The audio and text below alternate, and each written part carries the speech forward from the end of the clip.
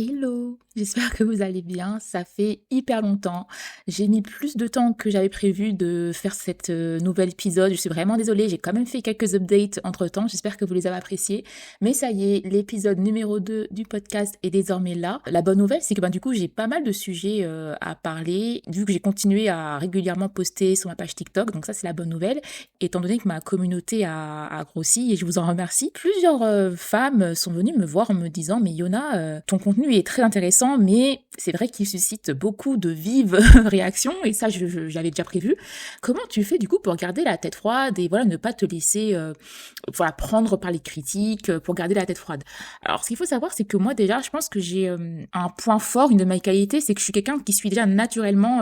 j'ai beaucoup de sang-froid, en fait. Donc, c'est très facile pour moi quand on me fait des remarques, on m'insulte ou quoi, de pas trop calculer. Mais c'est vrai que la création de contenu, c'est vraiment un sport qui est assez particulier parce que avec les réseaux sociaux, on a accès à des gens auxquels on n'aurait pas forcément accès dans la vie de tous les jours. Et la quantité est exponentielle. C'est-à-dire que nous, dans notre vie de tous les jours, on rencontre, je sais pas, une dizaine de personnes par jour lorsqu'on va travailler, peut-être un peu plus quand on va au lycée ou à la fac ou quoi. Voilà, c'est un nombre limité de personnes. C'est vrai que les réseaux sociaux, ce qui est assez compliqué et qui peut être parfois dur à gérer, c'est la quantité de messages, les réactions, les collages, etc.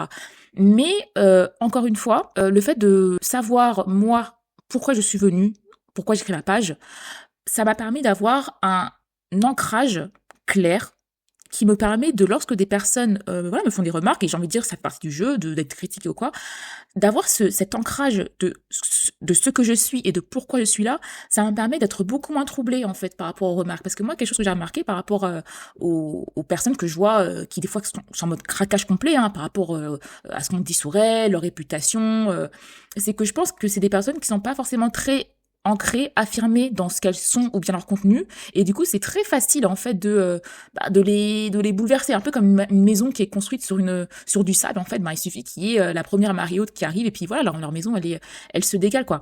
Donc je pense que ça, le fait de savoir pourquoi je suis là, dans ma tête c'est très clair pourquoi j'ai créé The Fig, qui je vise, pourquoi je suis là, qui je suis moi en fait, parce qu'il y a aussi des personnes qui m'ont attaqué sur moi, ma personne, mon physique ou quoi. Ça c'était prévisible parce que je connais internet, je connais TikTok, je connais ma communauté, je sais très bien comment fonctionne. En fait, mon image elle est tellement ancrée, tellement voilà enracinée, que c'est impossible pour moi de me faire vaciller. Un autre truc dont je voudrais parler par rapport aussi à ma DA, j'ai fait une vidéo où j'expliquais qu'en fait, je me suis moi-même séparée d'un certain groupe de femmes, afro-femmes, parce que j'ai compris que la raison pour laquelle on parlait de ces sujets n'était pas forcément la même. Alors attention, ça ne veut pas dire que leur combat est moins légitime que le mien, ou c'est juste que parfois, en fait, il faut vraiment avoir la nuance de comprendre que des fois, en fait, des gens qui ont les mêmes ambitions, les mêmes combats, ne le font pas de la même manière. Lorsque moi, par exemple, je dénonce le colorisme ou la misogynie noire, c'est parce que moi, je trouve ça inadmissible que des femmes noires se fassent manquer de respect sur les réseaux.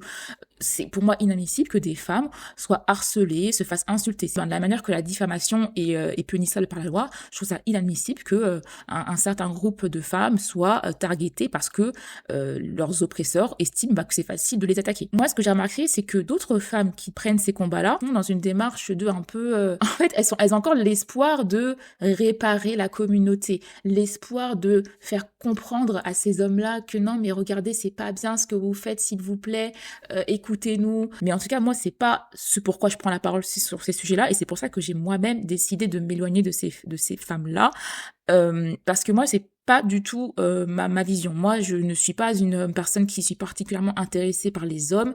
J'ai énormément de choses à faire. Je suis une artiste, une créative, et j'ai déjà dit plusieurs fois, quand vous êtes une artiste, quand vous avez un rêve, une passion qui vous brûle de l'intérieur, je vous assure que ces histoires de relations homme-femme, 50-50, on s'en tape le coquillard en fait. Je vous assure que ça, c'est, sans vouloir être méchante, ça c'est vraiment des conversations de personnes qui ont beaucoup de temps libre devant eux. Je ne parle pas de personnes qui parlent vraiment du sujet misogynie, noir, colorisme. Je parle vraiment de personnes qui sont vraiment dans réparer les relations hommes-femmes. Enfin, je dis pas qu'il n'y a pas des excès, des problèmes. Je ne dis pas que la misogynie, les féminicides n'existent pas, bien sûr. Mais je trouve que parfois, ces sujets-là prennent trop de place, notamment dans l'esprit de certaines femmes, Voilà, parce que moi, j'ai des femmes qui viennent me parler et je vois que ça leur pèse beaucoup sur la conscience, sur leur confiance en elles. Et je leur dis, mais les filles, ok, les réseaux sociaux, ça démontre une certaine réalité, mais quand vous sortez de tout ça, normalement, si vous êtes une femme adulte et que vous avez fait un peu le ménage dans votre cercle social, même familial, hein, parce que passé un certain âge, ben, on commence à vivre seul et puis on peut mieux trier ben, les membres de notre famille qu'on veut continuer à avoir ou pas. Je vous assure, l'ampleur de cette réalité n'est pas si grande que ça et que je trouve des fois ces sujets-là polluent en fait l'esprit de beaucoup de femmes, notamment des femmes noires. Et c'est pas étonnant du coup que beaucoup de ces femmes-là aient une confiance en elles très diminuée parce qu'en fait elles se font complètement matrixer par les réseaux, par des propos d'individus qui normalement dans le monde réel ne devraient pas avoir accès à elles. Moi j'ai très tôt compris que quand je voyais mes camarades à l'école, au collège, comment ils se comportaient, comment ils parlaient, j'ai très vite compris il est hors de question que je continue à cohabiter avec ces énergumènes. Pourtant, j'étais petite, hein, j'avais 14-15 ans, mais j'ai très eu tôt la conscience de ouais, en fait, socialement, ça va pas le faire. Je ne veux pas continuer à évoluer à côté d'individus comme ça. Enfin, c'est très rapidement que j'ai compris à faire le tri et que, en fait, ces types de personnes, je ne les vois que sur les réseaux. Et c'est pour ça que je m'évertue à expliquer aux femmes qui viennent me solliciter de vraiment faire la part des choses entre ce qui se passe sur les réseaux et le monde réel. Et que autant on peut pas contrôler ce qu'il y a sur les réseaux, même si cependant vous pouvez contrôler ce que vous regardez, vous pouvez bloquer, vous pouvez faire je ne suis pas intéressé, ça c'est vraiment aussi vous, votre responsabilité, mais aussi dans le monde réel, c'est à vous aussi de, comme on dit en anglais, de curate your space, de choisir vos amis, vos fréquentations, de trier qui a accès à vous, à votre esprit, et ça s'apprend. Il y a des personnes qui, comme moi, l'ont presque instinctivement compris, mais il y en a d'autres qui doivent l'apprendre. Et c'est pour ça que je m'évertue, à travers mon contenu à expliquer ça, qu'en fait, oui, on a le choix. On a le choix de choisir ses amis, on a le choix même dans la famille de choisir, si on a des membres de notre famille qui nous font sentir mal à l'aise, qui endommagent notre santé mentale, on a le choix de continuer à les voir ou pas. Je pense que ça, beaucoup de gens semblent l'ignorer, parce que après je pense qu'aussi culturellement, c'est aussi un tabou, hein, non mais la famille c'est sacré, surtout chez les Noirs, les Africains, la famille c'est sacré, non en fait, vraiment les filles, vous avez le choix.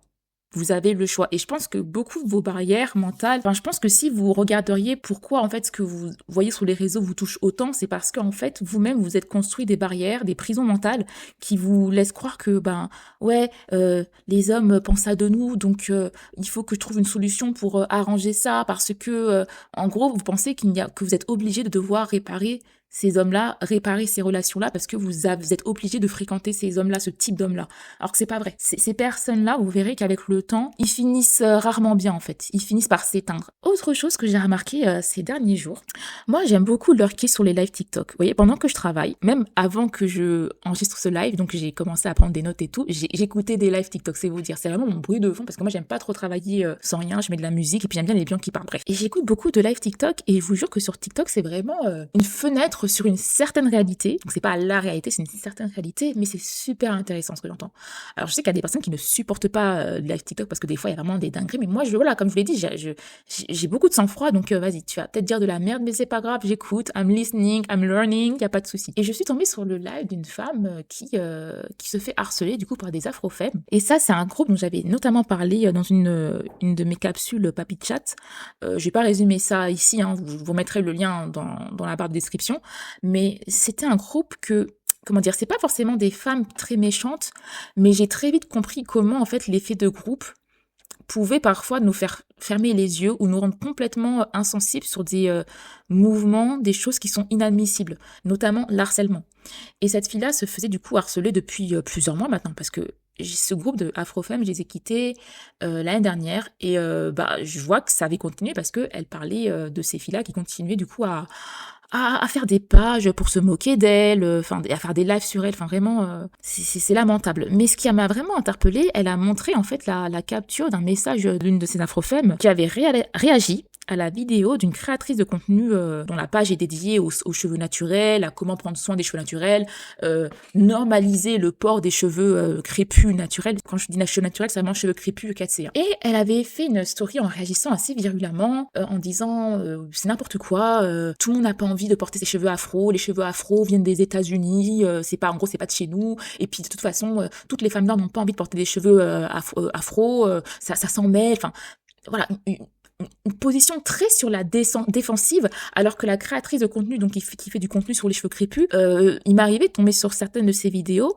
franchement toutes mignonnes, c'est vraiment pas le genre de créatrice de contenu qui s'attaque aux gens, rien qui puisse en fait provoquer une telle réaction, si vous voyez ce que je veux dire. Et ça m'a vraiment fait comprendre que certaines femmes noires, on est vraiment nos pires ennemis, parce que à quelle heure tu vas t'énerver contre une autre femme noire qui veut valoriser ton phénotype? Parce que la femme noire qui a réagi à cette story, elle-même, elle avait les cheveux crépus. Donc, qu'est-ce qui a suscité une réaction? Enfin, qu'est-ce qui s'est déclenché dans ta tête pour que ça provoque une telle réaction défensive, en fait? Autant, moi, je peux comprendre les femmes noires qui en aient marre, qu'on fasse des commentaires sur leurs cheveux, que ce soit les perruques, les cheveux naturels ou quoi. Pas de souci. Mais là, c'est une créatrice de contenu qui est de son côté et qui cherche à valoriser ce qu'elle estime être important, la normalisation des cheveux crépus. Et je suis d'accord avec elle, d'accord?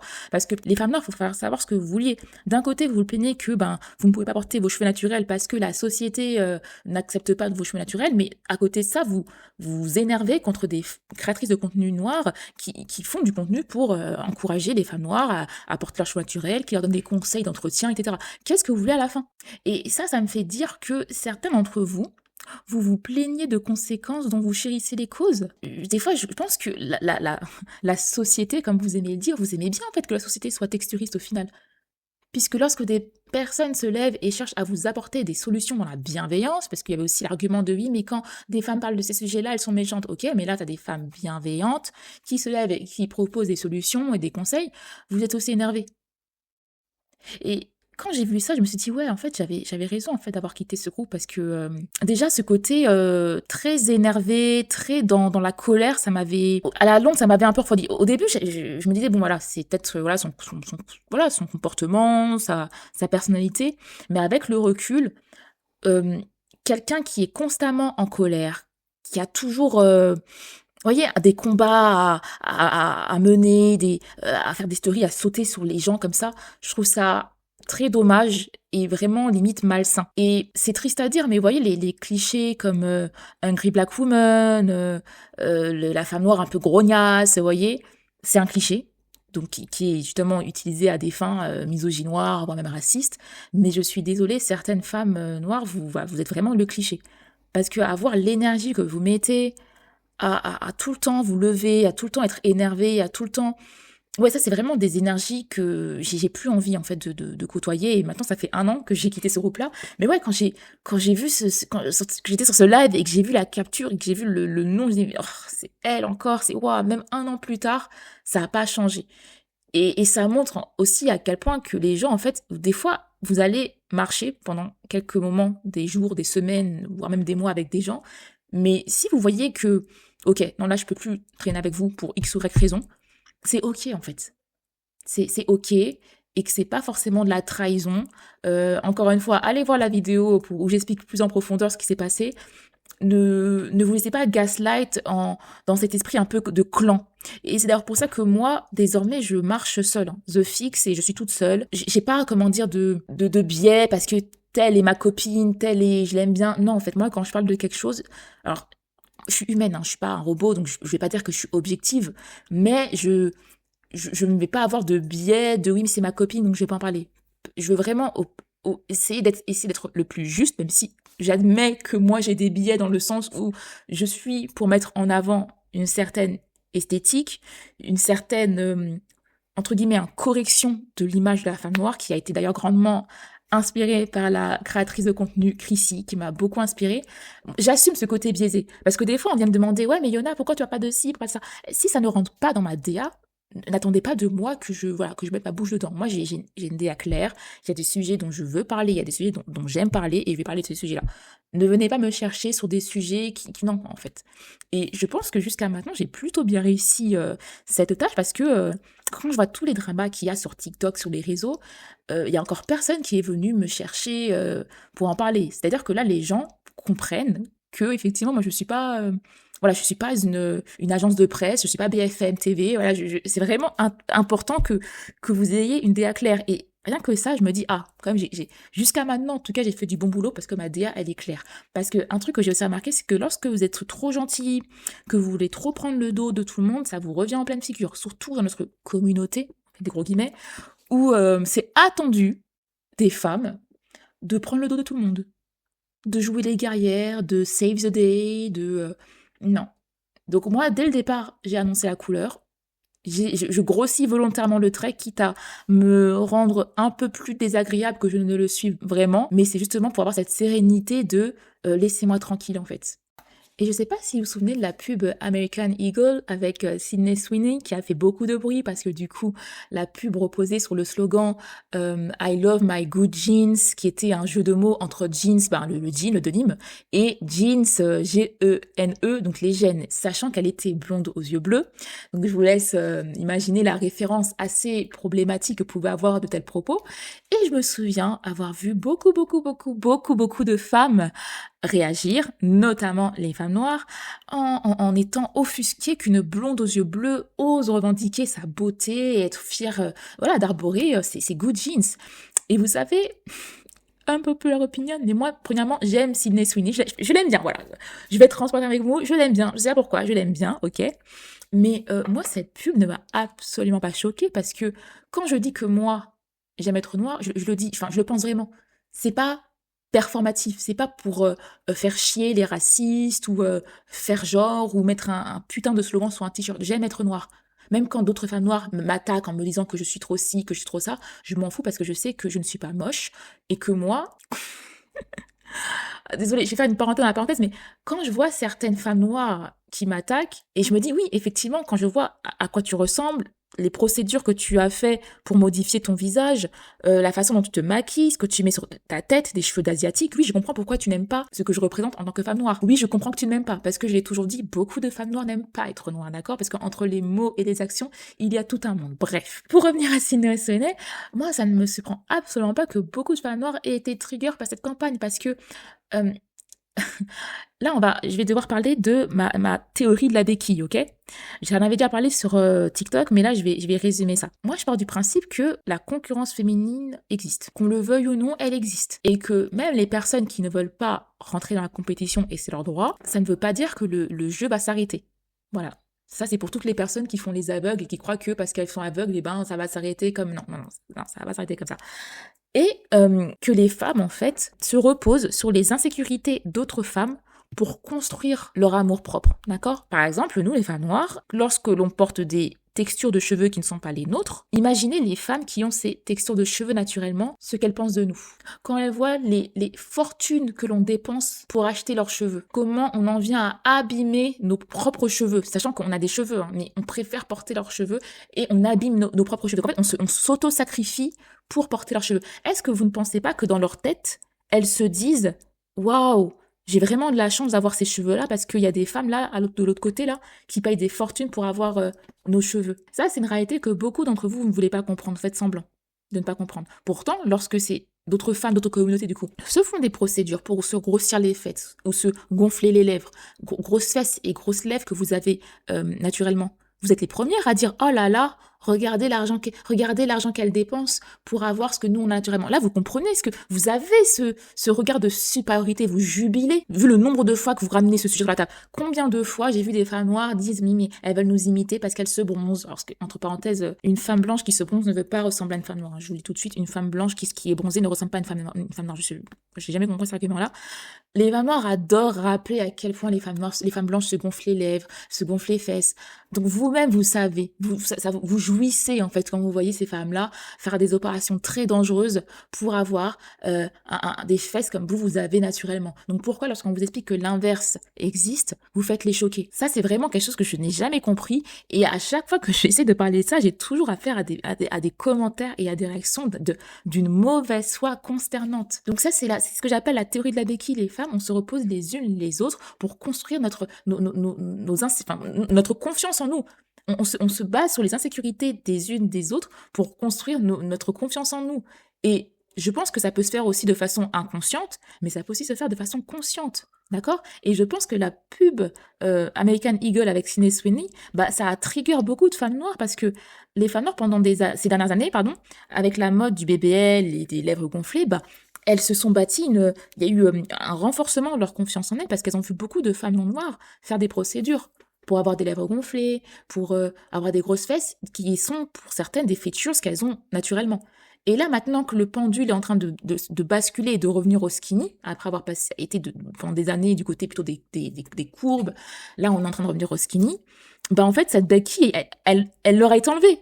La béquille a été enlevée et elles sont en train de se fracasser par terre. Et c'est ça que ça a provoqué un choc, je sais pas, un choc psychologique, une sorte de whiplash, d'insécurité. Et ça a été vraiment révélateur. Et je vais pas vous mentir, moi j'étais vraiment gênée en fait des réactions, pas pour moi, hein, mais en termes d'optique, de classe, parce que d'un côté, vous passez votre temps à dire les femmes noires sont plus belles, tout le monde veut nous imiter, et puis il suffit qu'une femme blanche dise qu'elle aime ses gènes pour vous mettre dans tous vos états.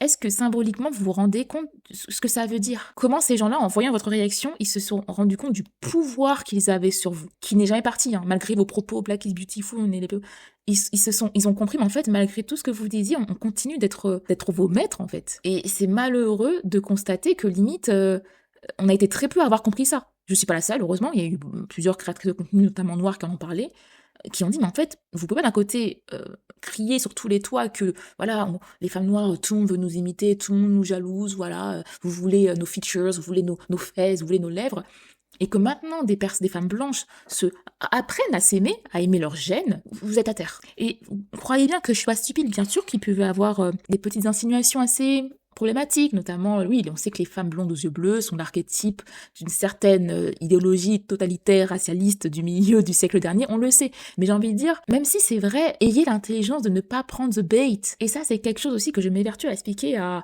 ma communauté. Les femmes noires, vous savez que vous êtes très facile à bait. C'est très très très facile de vous énerver, et comme vous ne savez pas la fermer, vous l'ouvrez et ça contribue en fait à créer de l'engouement, parce que là on parle d'une campagne publicitaire, American Eagle, vous leur avez fait une promo gratos, hein. Et moi c'est ce manque d'intelligence qui me termine en fait. Et vous savez, en parlant justement de savoir la fermer, moi j'ai pas oublié la trend Black Wife Effect. Alors cette trend-là, bon ça date un peu, hein, mais pour moi c'est vraiment un exemple de comment certaines femmes noires, encore une fois, on est nos pires ennemis et on n'est pas concentrés, d'accord? Cette trend-là, donc pour ceux qui ne la connaîtraient pas, c'était une trend d'hommes blancs en général, qui faisait en gros un avant-après, s'être marié ou mis en couple avec des femmes noires. Donc plutôt des femmes, parce que c'est Black Wife Effect, on va dire femme noire. Et du coup, le avant-après, c'était vraiment le jour et la nuit. Avant, c'était un peu des nerds, un peu en surpoids, basique quoi, et après, glow up de fou. Vraiment, j'ai vu des beaux gosses. Voilà. Et ça n'a pas loupé. Des femmes noires ont commencé à se lever en disant que c'est inacceptable, que des femmes noires qu'on fasse des trends sur le nom des femmes noires. Et vous savez, je peux comprendre l'agacement, partiellement. Encore une fois, moi, je suis capable de nuances, d'accord? Je peux comprendre que le côté femme médicament, ça saoule. Genre, des hommes, là, qui se marient avec des femmes, avec l'attente que cette femme les répare, que ce soit même psychologiquement, émotionnellement, ça suffit en fait. Moi je pars du principe que quand t'es en couple, t'es censé faire le travail avant. Alors certes, faut pas attendre c'est impossible, je pense. Je pense que c'est impossible d'être totalement déconstruit. Voilà, je pense qu'on va tous être pour toujours un peu fous. On aura tous un peu nos problèmes psychologiques. Après, c'est ça qui fait le jus de la vie humaine, hein, tous un peu fous. Mais quand même, si t'as des problèmes, des traumas ou quoi, la moindre des choses, c'est de les régler avant d'être en couple. C'est ton partenaire de vie, c'est pas ton psy. Donc je comprends que ce côté un peu femme médicament soit gênant, d'accord? Que ça renvoie encore l'image de la femme noire qui répare, qui sauve. Ça, je peux le comprendre. Mais j'ai envie de dire, au bout d'un moment, il va falloir faire le tri. Et surtout, encore une fois, ne pas se plaindre de conséquences dont on chérit les causes. On peut pas se plaindre que nous, les femmes noires, on est tout le temps dans la bouche des gens, qu'on est tout le temps là à nous provoquer, alors qu'on est si facile nous-mêmes à répondre en fait. C'est un peu le jeu du chat et de la souris qui a commencé quoi. Et là, j'ai envie de dire, je suis désolée, là, les filles, si on veut que ces personnes-là comprennent qu'en fait, leurs petits tours de passe-passe ne marcheront plus, c'est en commençant à la fermer. Et je sais que pour certaines, ça va être très très dur. Donc si cette traîne-là, vous ne l'avez pas appréciée, vous auriez juste pu la fermer. Parce que, en fait, il va falloir qu'on s'impose des règles. Moi, les règles que je m'impose, c'est déjà, est-ce que ça nuit ou non à l'image de la femme noire? Si ça ne nuit pas à l'image de la femme noire, je vais pas parler dessus. Vraiment, moi, c'est vraiment le premier degré de réaction. Est-ce que ça nuit ou non à l'image de la femme noire? Oui, non. Si c'est non, next. Si c'est oui, après, il y a encore d'autres degrés. Est-ce qu'il y a déjà des gens qui ont déjà attrapé la veste de la personne responsable du truc? Mais là, rien que le premier niveau, pour moi, hein, ça ne méritait pas qu'on se lève. On peut trouver quelque chose de problématique sans pour autant se mettre à crier, à aboyer, et d'autant plus qu'il y a un côté problématique à la traîne, mais il y avait aussi un côté amélioratif. Ça donnait l'image que la femme noire, ouais, c'est une bonne épouse, qu'elle prend soin de vous. Et ça, je sais que c'est problématique parce que, et c'est aussi pour ça que moi, personnellement, je ne me labelle pas féministe, d'accord? Parce que je pars du principe que, effectivement, une femme peut apporter quelque chose à son époux. En fait, c'est vraiment du donnant-donnant. Je vais pas rentrer dans les détails. Me faites pas dire ce que j'ai pas dit, vos trucs 50-50. C'est pas non plus assez là-dedans. Mais c'est juste pour dire que moi, je trouve pas ça problématique, effectivement, qu'une femme puisse aider son conjoint à s'améliorer physiquement. Ça, pour moi, c'est pas un problème. Ça ne me dérange pas, effectivement, que des femmes soient complimentées pour le fait d'être une bonne épouse. Pour moi, je trouve pas ça problématique, d'accord? Et j'ai beaucoup discuté avec des afro-femmes, des femmes noires, et on est tous d'accord que les femmes noires sont victimes d'une très mauvaise image sociale, d'accord? Il y a tout un tas de stéréotypes qui nous sont rattachés, d'accord? Et notamment le fait que nous sommes des personnes très masculines. Nous sommes considérées comme les mamies de service, on va toujours sauver les gens, on attend de nous qu'on prenne le dos de tout le monde, c'est infernal. Et le fait qu'une trend valorise les femmes noires comme étant des femmes en fait, des épouses, black wife effect, d'accord, c'est pas le black woman effect, c'est le black wife effect, donc à travers la féminité d'une femme en tant qu'épouse, ça pouvait être vu aussi quand même comme quelque chose de positif. Encore une fois, moi je peux comprendre les deux côtés, hein, mais là je vous explique juste que pour moi, cette levée de bouclier que j'ai vue autour de cette trend-là, je l'ai trouvée assez contre-productive. En tout cas, je la trouvais qu'elle n'était pas proportionnelle en fait aux réels enjeux de cette trend. Si à la rigueur cette trend-là, encore une fois, nuisait à l'image collective des femmes noires, j'aurais pu comprendre, ok vas-y, pas de souci, il faut que vous répondiez, je peux comprendre. Mais je trouve ça très intéressant le fait que des hommes, qui plus est des hommes non noirs, donc ça c'est un détail intéressant, face à cette trend, et que des femmes noires qui généralement se plaignent d'être masculinisées et de n'être pas assez considérées comme des femmes, comme des love interests, et encore un problème avec ça. Qu'est-ce qui vous gêne le plus dans cette trend? Est-ce que c'est le fait que, comme j'ai dit, hein, que la femme noire soit encore vue comme un médicament, donc ça rejoint un peu ce côté un peu mamie, un peu sauveuse, savior of the day, ou bien, disons-le, hein, est-ce que c'est le fait que, comme ça montrait des relations interraciales, là, ça devient encore plus tabou? Parce que moi, la question que je me pose, c'est que si des hommes noirs avaient fait cette trend, est-ce que la réaction aurait été la même? Est-ce que si les hommes noirs avaient dit, voilà, depuis que je suis mariée à une femme noire, ma vie s'est améliorée, est-ce que les réactions auraient été la même? Je suis pas sûre, hein. Je suis pas sûre. Et c'est pour ça que I smell bullshit dans la réaction de certaines femmes noires. C'est ça, en fait, pour moi, qui me fait dire qu'en fait, certaines, de un, vous vous plaignez d'être sans cesse provoqué, mais c'est très facile de vous faire ouvrir vos bouches.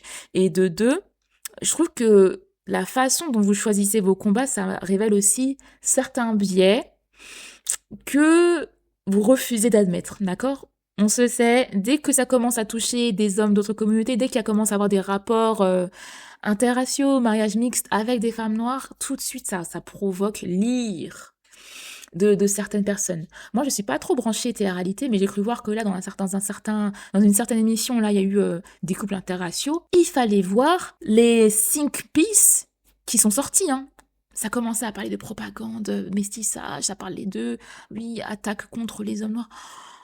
Vous rendez compte le pouvoir qu'il y a à sortir du Blackistan. Vous vous rendez compte du pouvoir qu'il y a à aller là où vous n'êtes pas attendu. Parce que pendant des années, hein, on nous a dit que non mais cherchez pas, il y a personne qui veut de vous, cherchez pas, vous êtes trop masculine, trop moche. Et aujourd'hui, ça commence à dire que ce sont nous qui sommes les plus exogames, qui allons avec des personnes racistes.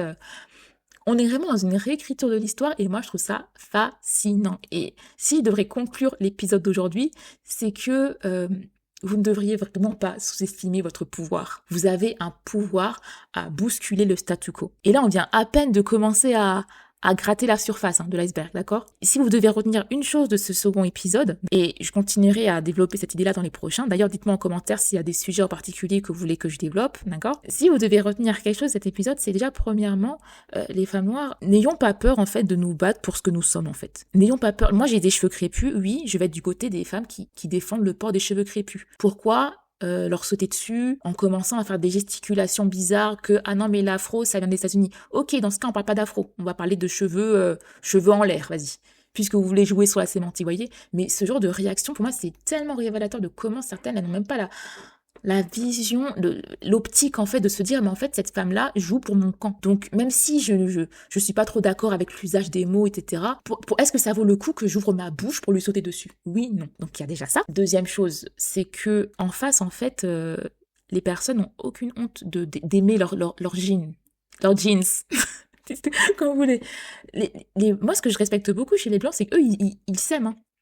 D'accord? Ok, il y a le BBL, ok, il y a les grosses lèvres, mais encore une fois, ça, c'est plutôt niché dans le monde réel. Sortez dans la rue, je pense pas qu'il y ait beaucoup de femmes noires avec des BBL et les lèvres gonflées, d'accord? Enfin, encore une fois, les réseaux, ça montre une certaine réalité, mais c'est pas la réalité. Je vous parle de la France, je suis française, donc européenne. Dans l'histoire de l'Europe, il y a eu des mouvements identitaires, notamment suprémacistes blancs, parce que eux, ils ont compris que l'amour de soi était un pouvoir. Et d'ailleurs, quand vous regardez un peu les news, on est en train de retourner là-dedans. Donc, ces peuples-là, c'est ancré en eux l'amour de soi, d'accord? Et je pense qu'on devrait en prendre de la graine, sans le côté totalitaire et raciste, hein, bien sûr. Mais je trouve que la réaction des femmes noires, notamment par rapport à cette campagne, ça montre comment on n'est pas en fait au niveau. On n'est pas au niveau et que entre les mots et les actions, il y a tout un monde. Et en fait, moi, j'en ai marre de personnes qui parlent, mais qui les actions ne suivent pas. Ça, c'est quelque chose que je ne supporte pas. Moi, quand je vous dis des choses, c'est que je le vis dans ma vraie vie. Lorsque je vous dis que l'authenticité est une force, je le vis.